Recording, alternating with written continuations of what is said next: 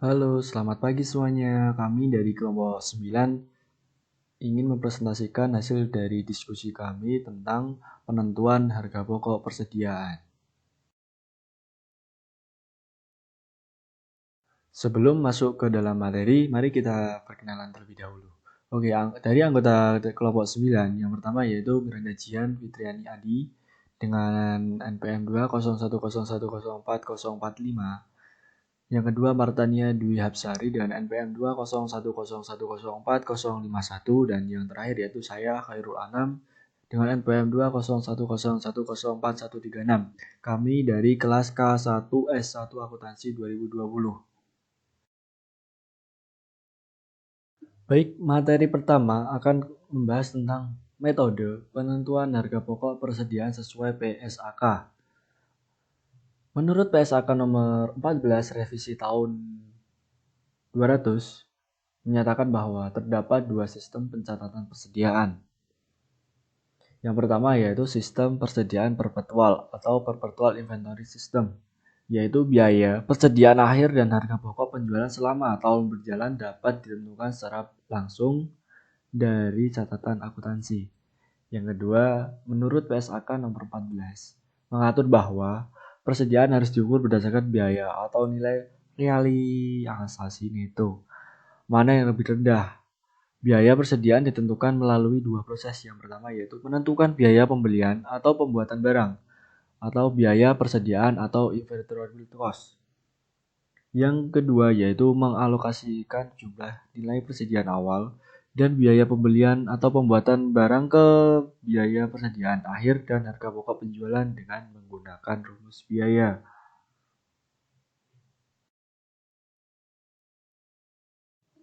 Yang ketiga yaitu rumus biaya PSAK nomor 14 mensyaratkan hal-hal berikut. Yang pertama yaitu penggunaan metode identifikasi khusus.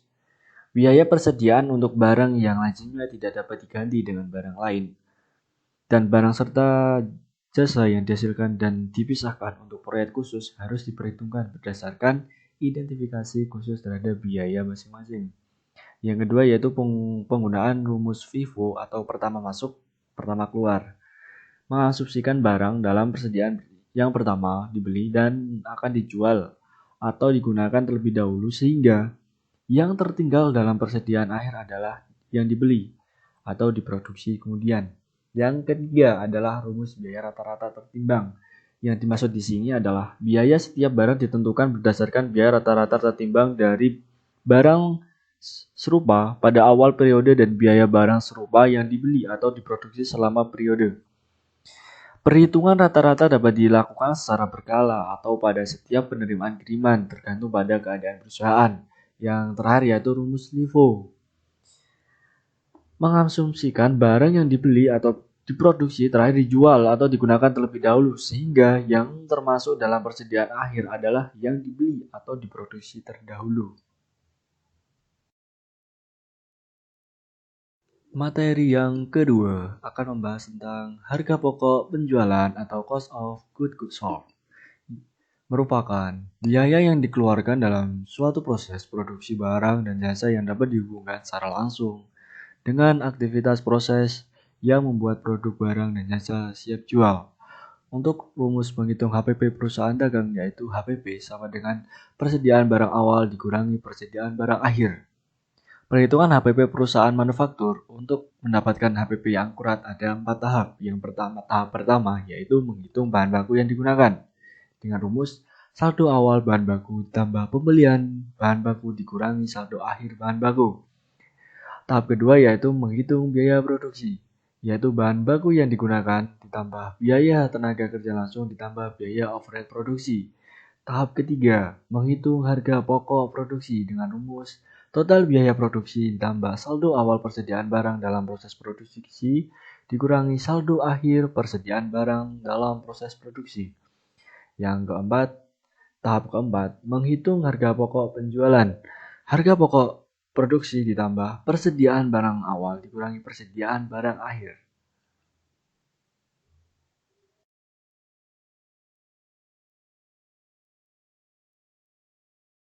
Persediaan akhir. Persediaan merupakan persediaan barang yang tersedia di akhir periode atau akhir tahun buku berjalan. Rumusnya yaitu persediaan akhir sama dengan persediaan awal ditambah pembelian dikurangi harga pokok penjualan.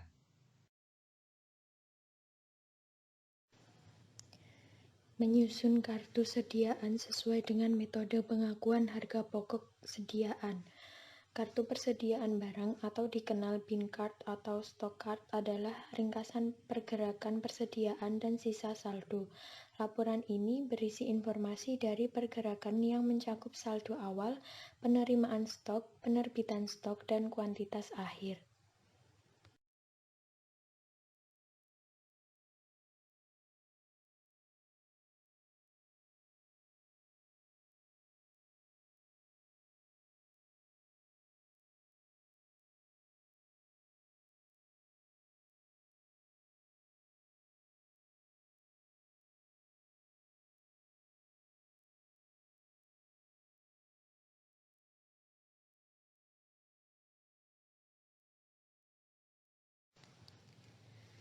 Kartu persediaan barang hanya berisi kolom kuantitas untuk keduanya dan kwitansi dan pada penutupan setiap transaksi.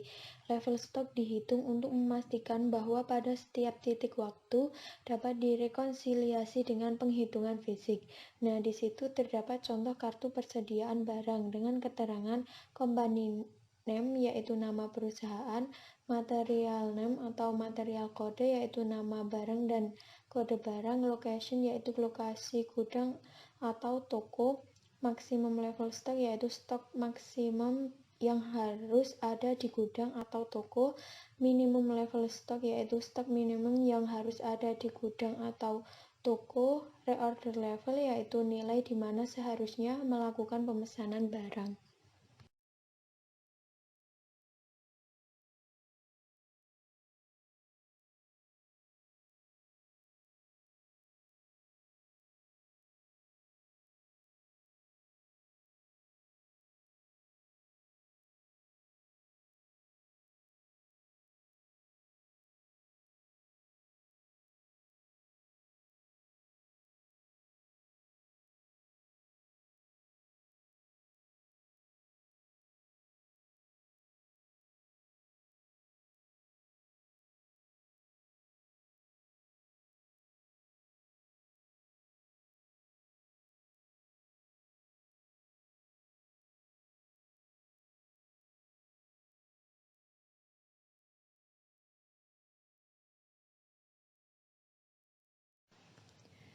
Kartu persediaan barang sangat penting dalam hal pencatatan.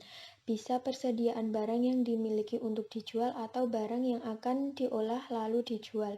Kartu persediaan barang membuat perusahaan menjadi cermat dalam menerima, menyimpan, dan mengeluarkan barang. Nah, di sini terdapat fungsi kartu persediaan barang diantaranya yaitu untuk memberikan informasi persediaan barang meliputi jumlah dan berapa nilai dari per barang, kemudian mengontrol persediaan, penerimaan, dan pemakaian barang, kemudian memberikan data persediaan barang untuk kepentingan perhitungan dan analisis.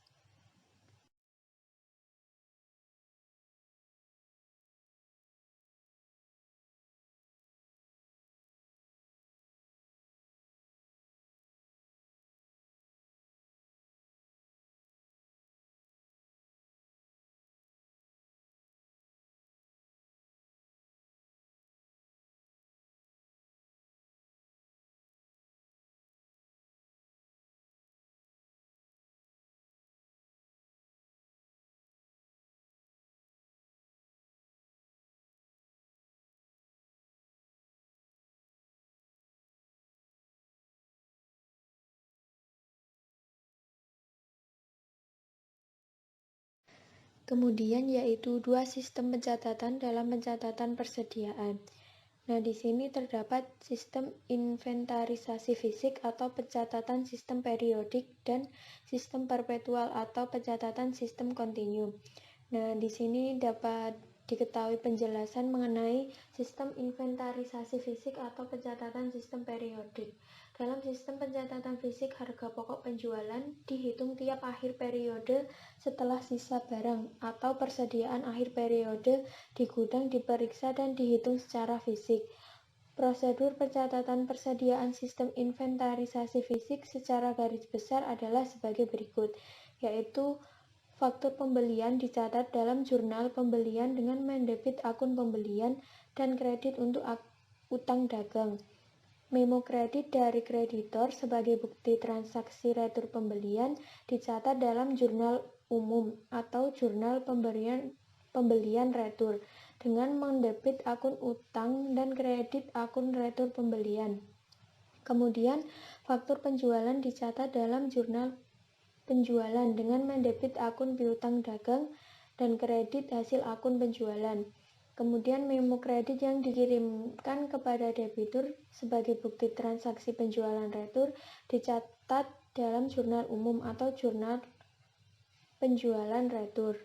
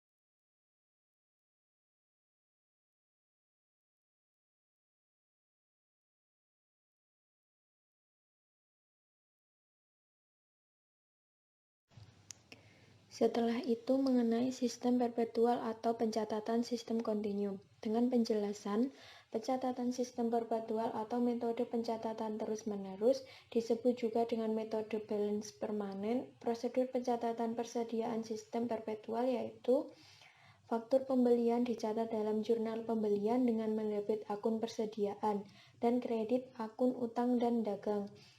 Kemudian memo kredit yang diterima dari kreditur sebagai bukti transaksi retur pembelian dicatat dalam buku jurnal umum atau jurnal pembelian retur dengan mendebit akun utang dan kredit akun persediaan dan dicatat dalam kartu persediaan barang yang bersangkutan sebagai mutasi keluar sebesar harga beli barang yang dikembalikan kepada kreditur.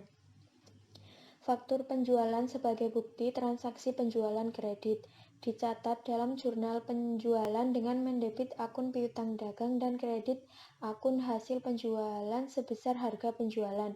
Harga pokok barang yang dijual atau HPP dicatat debit akun harga pokok penjualan, kredit akun persediaan. Harga pokok barang yang dijual dicatat dalam kartu persediaan barang yang bersangkutan sebagai mutasi keluar.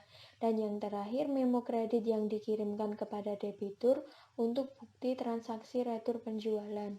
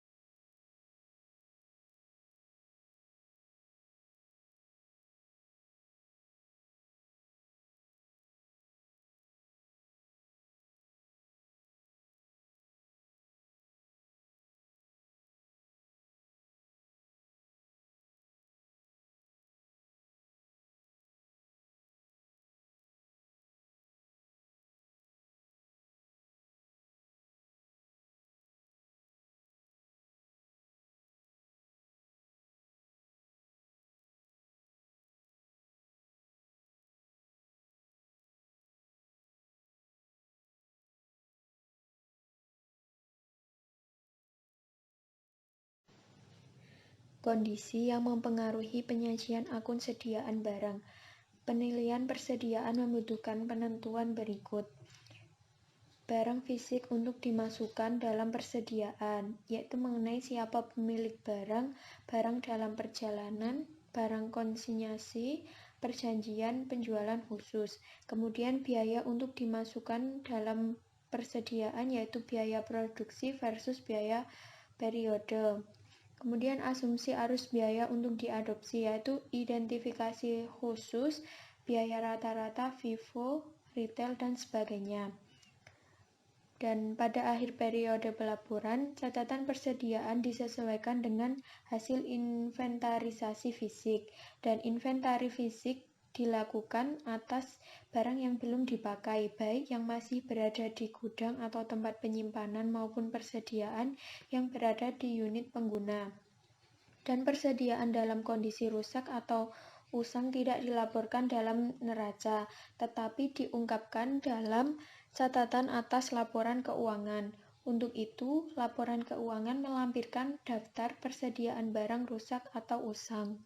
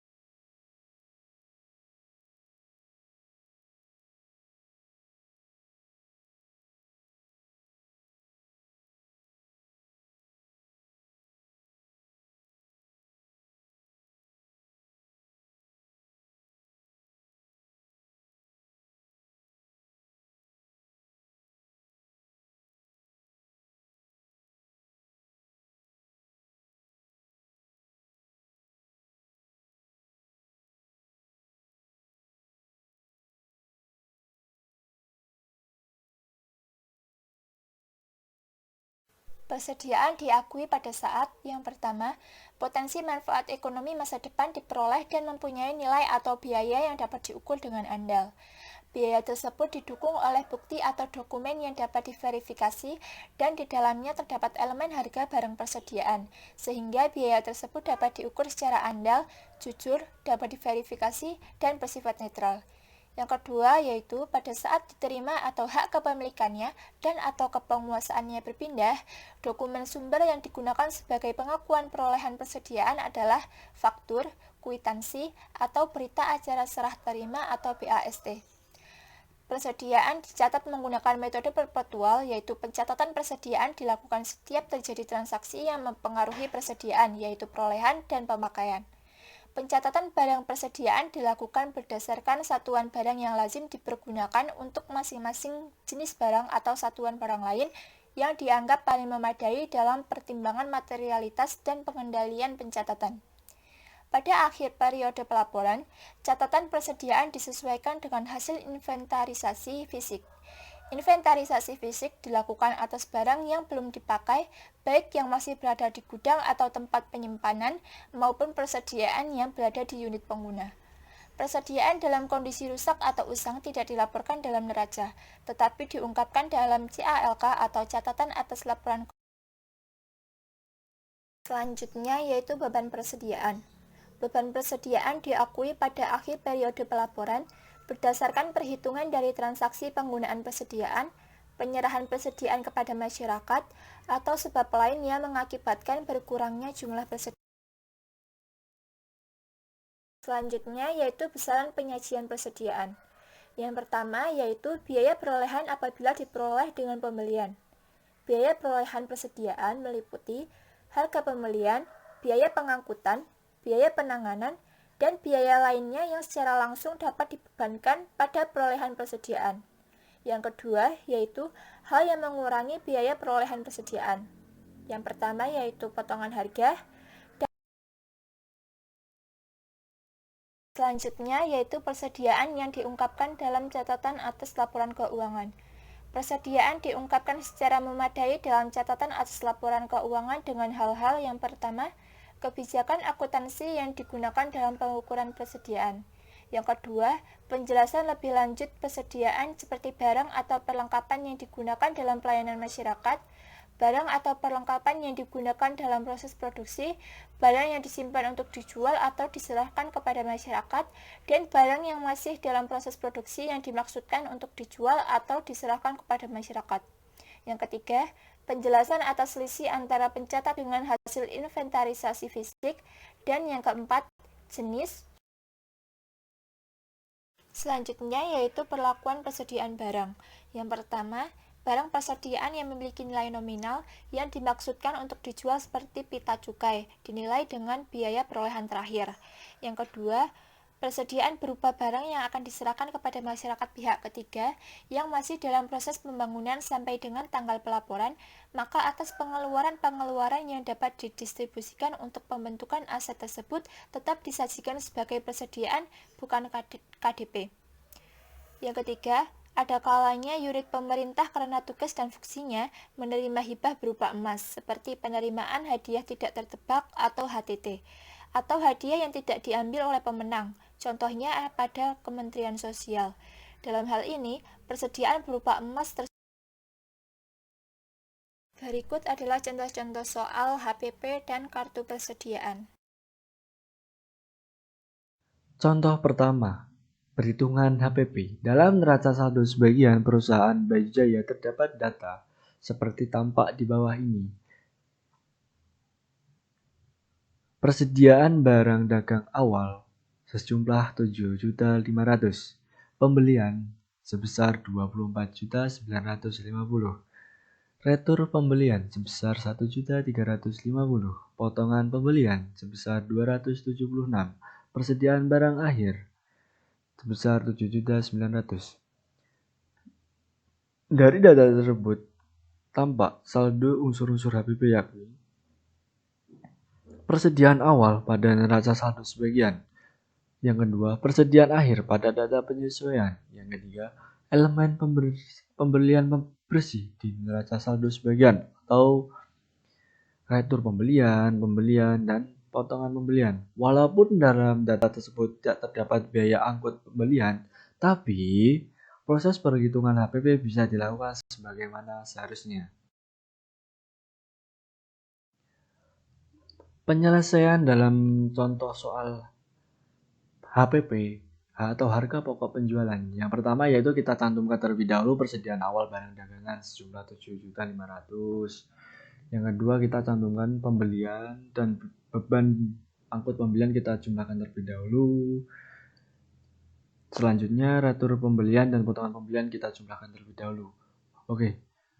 Dari penjumlahan pembelian, beban angkut pembelian dan retur pembelian, potongan pembelian tersebut dijumlahkan, kemudian akan bertemu atau hasilnya menjadi jumlah pembelian bersih. Nah, persediaan awal barang dagang sebesar 7.500.000 ditambah jumlah pembelian bersih sebesar 23.324 dijumlahkan akan ketemu barang tersedia untuk dijual atau BDUD sebesar 30.824.000 pada persediaan akhir dagangan 7.900.000. Maka harga pokok penjualan menjadi Rp22.924.000. Jadi besar harga pokok penjualan sebesar Rp22.924.000. Yang kedua adalah contoh perhitungan perusahaan manufaktur. Ilustrasinya, Garment Indonesia merupakan perusahaan yang bergerak di bidang pembuatan baju. Pada tahun 2020, perusahaan tersebut memiliki persediaan awal bahan baku sebesar 500 juta, persediaan awal barang dalam proses produksi sebesar 200 juta, persediaan awal barang jadi sebesar 500 juta, pembelian bahan baku sebesar 800 juta, biaya pengiriman sebesar 50 juta, biaya tenaga kerja dan perawatan mesin sebesar 1.500.000, persediaan akhir bahan baku sebesar 200 juta, persediaan akhir barang dalam proses produksi sebesar 100 juta, persediaan akhir barang jadi sebesar 300 juta. Bagaimana cara menghitungnya HPP? Ada yang tahu nggak? Yuk kita ikuti.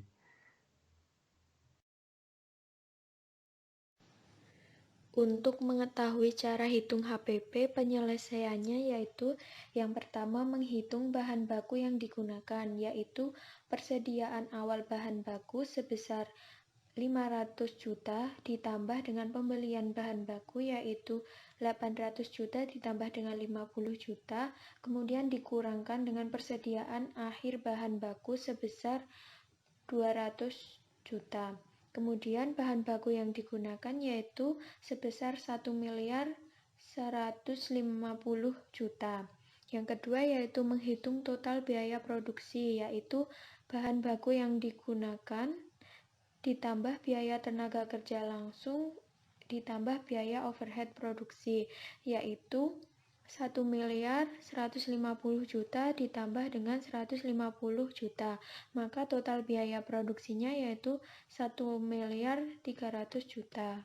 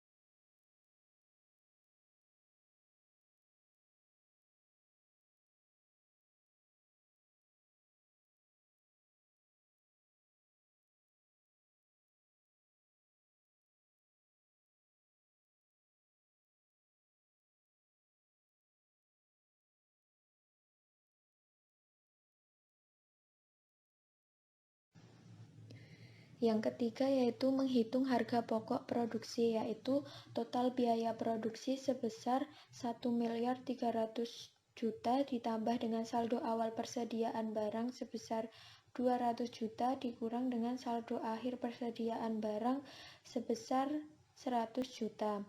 Dengan harga pokok produksi maka sebesar 1.400 juta.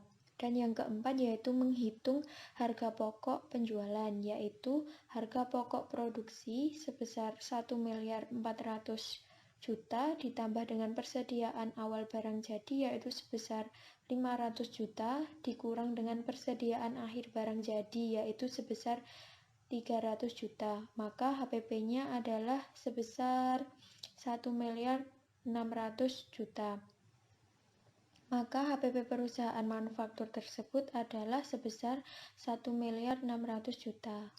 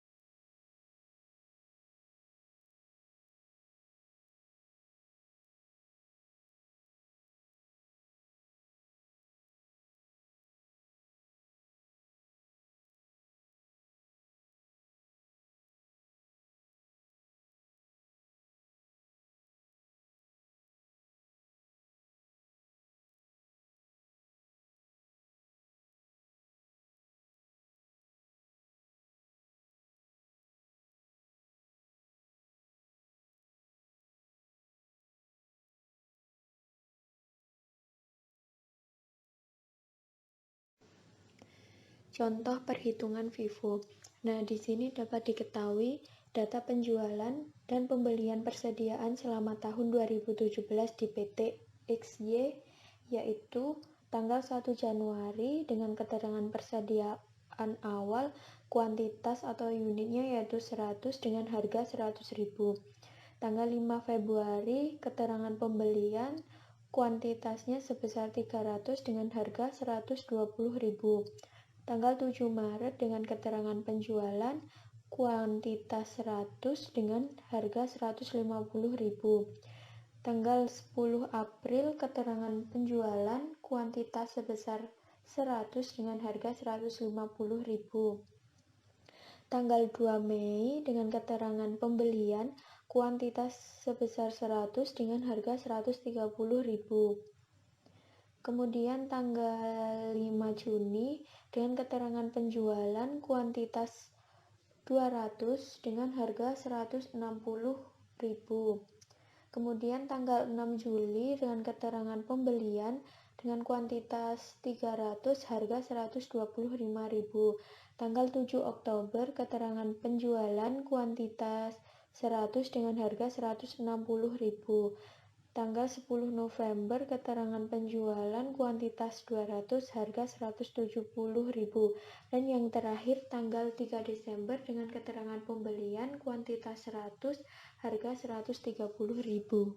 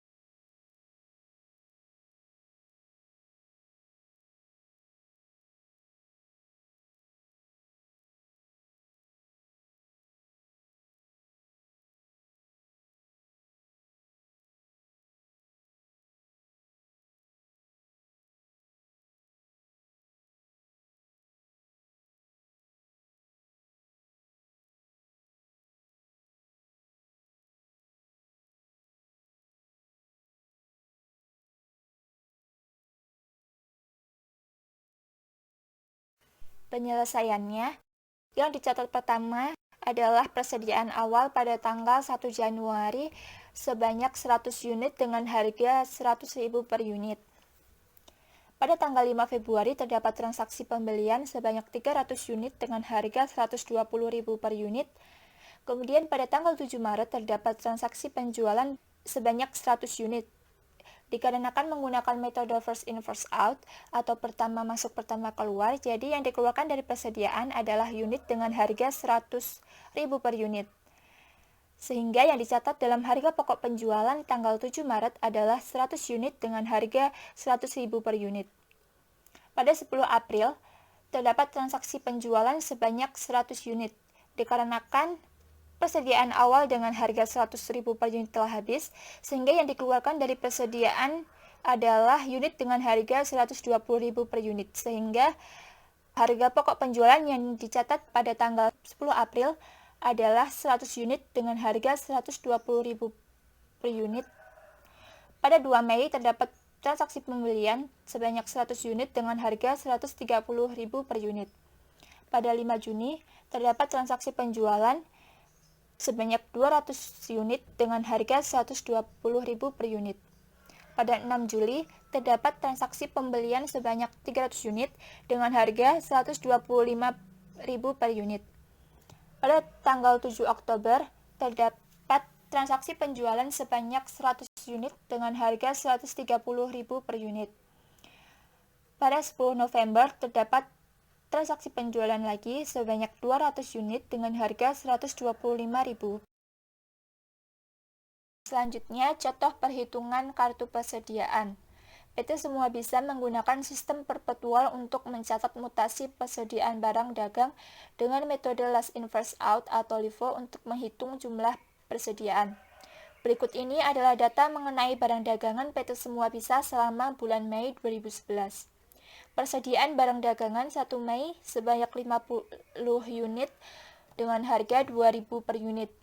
Penjualan barang dagangan 5 Mei 45 unit dengan harga 5.000 per unit. Pembelian barang dagangan 14 Mei 40 unit dengan harga 2.400 per unit. Penjualan barang dagangan 18 Mei 45 unit dengan harga 4.300 per unit. Pembelian barang dagangan 25 Mei 80 unit dengan harga 2.500 per unit. Penjualan barang dagangan 28 Mei 65 unit dengan harga 6.800 per unit. Penjualan barang dagangan 28 Mei 25 unit dengan harga 5.800 per unit. Diminta penyelesaiannya.